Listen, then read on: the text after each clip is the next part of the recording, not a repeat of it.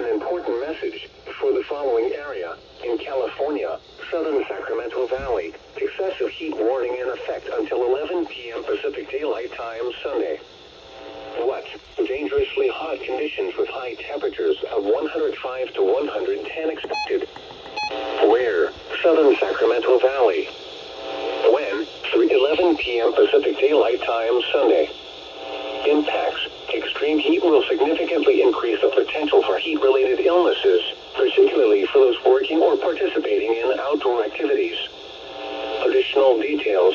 Area waterways will continue to run cold and fast, creating dangerous conditions for those seeking relief in rivers and lakes. Drink plenty of fluids. Stay in an air-conditioned room. Stay out of it for Sunday, and check up on relatives and neighbors. Young children and pets should never be left unattended in vehicles under any circumstances.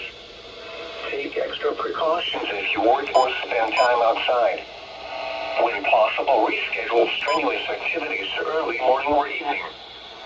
Know the signs and symptoms of heat exhaustion and heat stroke. Wear lightweight and loose-fitting clothing when possible.